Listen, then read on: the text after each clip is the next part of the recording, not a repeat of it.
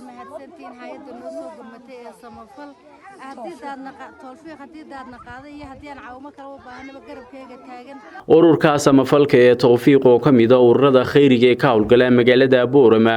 oo sanad walba xilligan oo kale ciidsiya qaar kamid ah caruurta danyarta ee ku nool magaalada Boorama ayaa waxa uu sanadkan ciidiyay in ka badan 150 caruur oo kamid ah kuwa danyarta ee hayntoodu yar tahay ee ku nool magaalada Boorama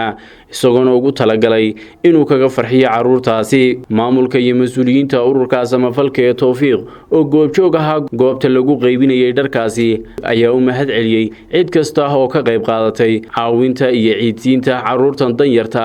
maama Basra oo ah gudoomiyaha ururka samafalka ee tawfiiq ayaa iyaduna dhankeeda u mahad celisay cid kasta oo ka qayb qaadatay in caruurtaasi laga farxiyo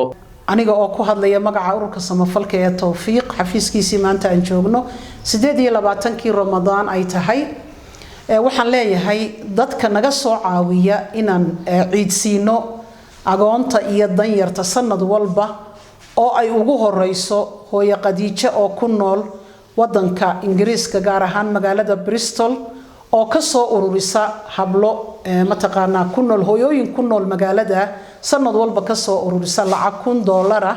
inta imika shaqada aan haynana sanad walba lacagtaas soo dirta waxaan idin leeyahay reer Bristol iyo hooyo Qadiijo ka mas'uula jasaakumullahu khayral jasaa anigoo ducada mar labaad ku soo noqon doono biidnillah waxa kaloon u mahadnaqayaa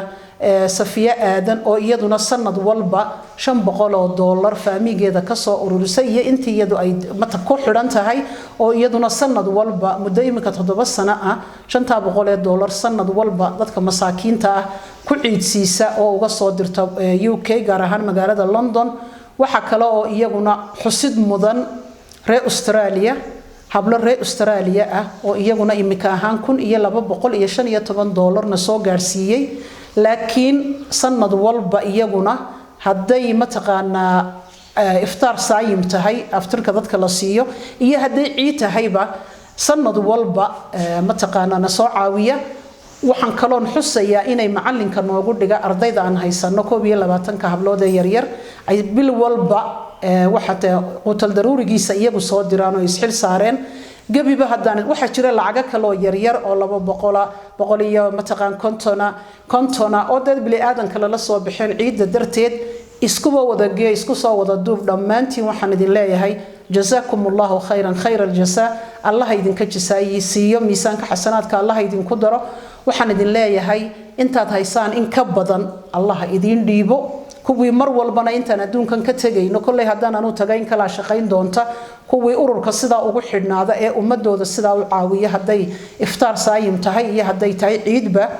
Allah idinka dhigo jasaakumullahu khayral jasaa baan idin leeyahay assalamu